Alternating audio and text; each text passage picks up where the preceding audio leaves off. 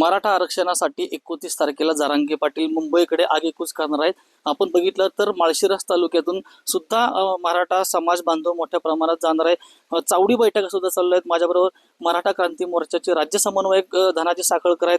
काय सांगाल की मोर्चासाठी कशी तयारी झाली आहे? या ठिकाणी संघर्ष योद्धा मनोज जरांगे पाटील पाटलांनी ज्या पद्धतीने आंदोलनाची जे हाक दिलेले आहे त्या हाकेला आम्ही सर्वजण या ठिकाणी जागे होऊन या ठिकाणी प्रत्येक गावागावामध्ये चावडी बैठकीचं नियोजन केलेलं आहे। या चावडी बैठकीच्या माध्यमातून आमच्या एवढं लक्षात आलेलं आहे की सोलापूर जिल्ह्यामधून या ठिकाणी 25 ते 30 हजार गाड्या या ठिकाणून जाण्याची शक्यता आहे, कारण ते तेवढ्या नोंदी आमच्यापर्यंत झालेल्या आहेत आणि राहिलेल्या सुद्धा 2-3 दिवसामध्ये गाड्या जाऊ शकतात।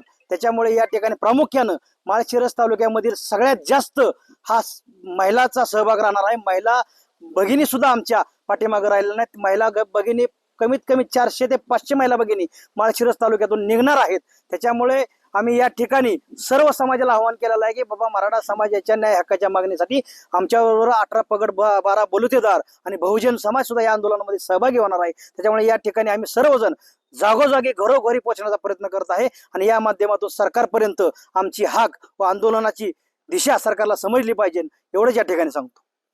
ओबीसीचे नेते लक्ष्मण हाके सुद्धा आता त्यांनी मोर्चे काढलेले आहेत। ते म्हणतात की जरांगे पाटलांची मागणी बरोबर आहे, पण ती मागणी चुकीची आहे, मागणी चुकीच्या पद्धतीने करतायत। हो, जरांगे पाटलाची मागणी बरोबर आहे, त्यांनीच सांगितलं काल परवा।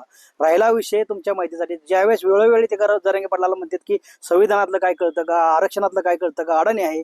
परंतु त्यांच्या म्हणण्यानुसार जर तसं असेल तर मला एक सांगा, तुम्ही जरांगे पाटील हे प्रामाणिक आहेत, परंतु तू शिकलेला जरी असला तर तू समाज विकलेला आहे। त्याच्यामुळे तुझ्या मागे तुझा समाज सुद्धा नाही।